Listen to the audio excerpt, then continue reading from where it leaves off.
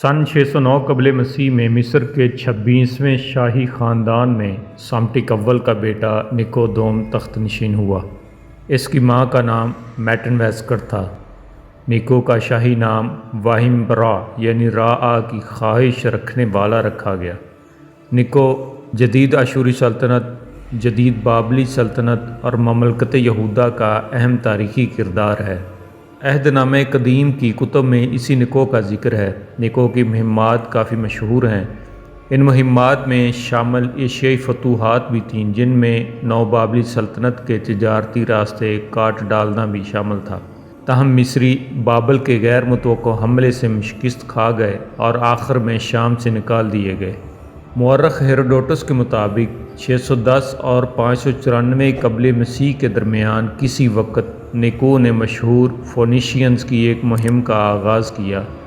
وہ پہلا مصری بادشاہ تھا جس نے براعظم افریقہ کے گرد مطالعاتی دورہ کیا، جس کے بارے میں کہا جاتا ہے کہ یہ بحری جہاز 3 سالوں میں بحیرہ احمر سے براعظم افریقہ کے گرد چکر لگا کر دریائے نیل کے دہانے تک پہنچا تھا، اور اس طرح کیپ روٹ کی پہلی تکمیل ہوئی۔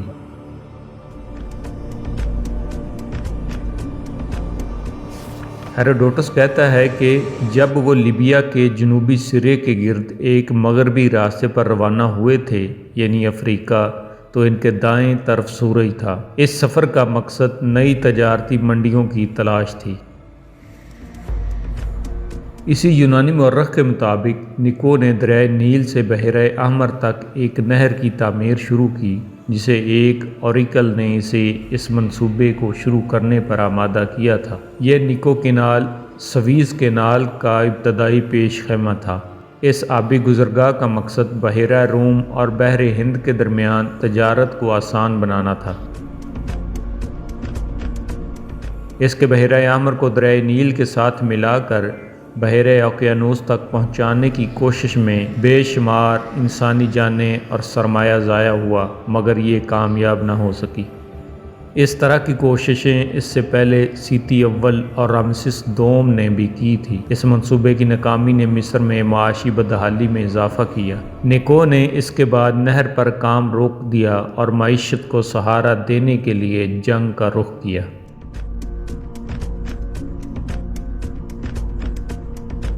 نیکو نے بے گھر ایونین یونانیوں کو بھرتی کر کے ایک مصری بحریہ کی تشکیل کی۔ یہ فرعون کی طرف سے ایک بے مثال عمل تھا، کیونکہ زیادہ تر مصری روایتی طور پر سمندر کے لیے موروثی نفرت اور خوف رکھتے تھے۔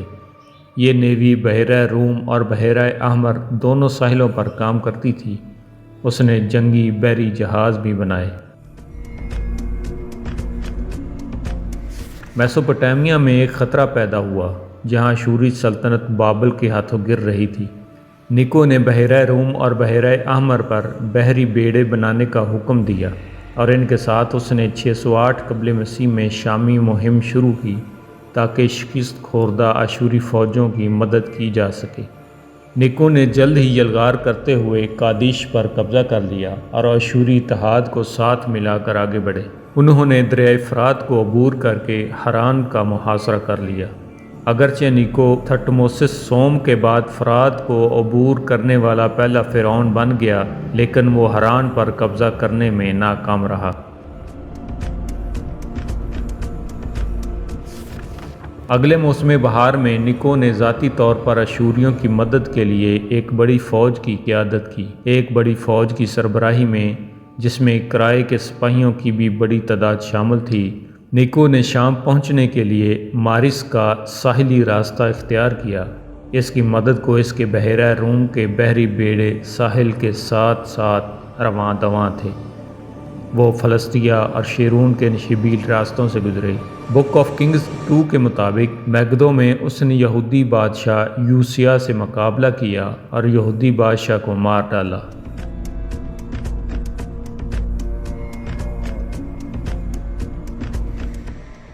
نیکودوم اور یوسیہ کی مارکہ آرائی کا حال ہیروڈوٹس نے قلم بند کیا ہے، جو در حقیقت بائبل سے ماخوذ ہے۔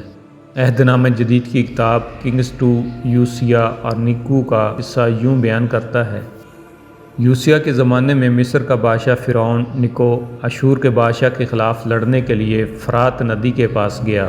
یوسیہ مگدو پر نکو سے ملنے گیا۔ فرعون نے یوسیہ کو دیکھا اور اس کو مار ڈالا۔ یوسیہ کے عہدیداروں نے اس کی لاش کو رتھ پر رکھا اور مگدو سے یروشلم لے گئے۔ انہوں نے یوسیہ کو اس کی ہی قبر میں دفن کیا۔ ایک بڑی فوج کو پیچھے چھوڑ کر نیکو اب مصر واپس آیا۔ واپسی کے سفر میں اس نے یوسیہ کے منتخب کردہ جانشین یہو آہاز کو اپنے نام کردہ یہو آکیم سے بدل دیا اور یہودا پر خراج عائد کیا۔ وہ یہو آہاز کو ایک قیدی کے طور پر مصر واپس لایا جہاں اس نے اپنے دن ختم کیے۔ بابل میں بخت نصر یا نیبوکد نظر 605 قبل مسیح میں تخت نشین ہوا۔ اس نے تخت نشین ہوتے ہی فلسطین کے ساحلی شہروں پر حملہ کر دیا۔ نکودوم ان شہروں کی بروقت مدد نہ کر سکا۔ یہ شہر مصر کے اتحادی تھے۔ آخر 601 قبل مسیح میں مصری اور بابلی افواج کا مقابلہ ہوا۔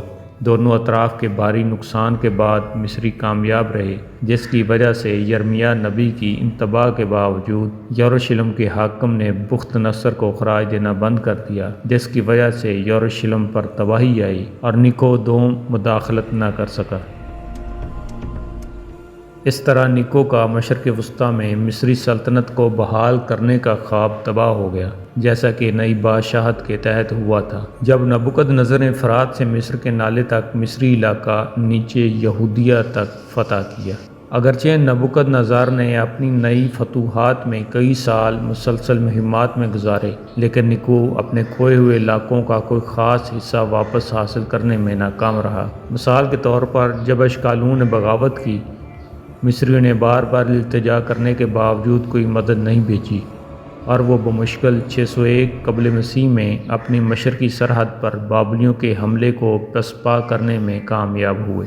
جب اس نے بابلیوں کے حملے کو پسپا کر دیا تو نیکو دشمن کا تعاقب کرتے ہوئے غزہ پر قبضہ کرنے میں کامیاب ہو گیا۔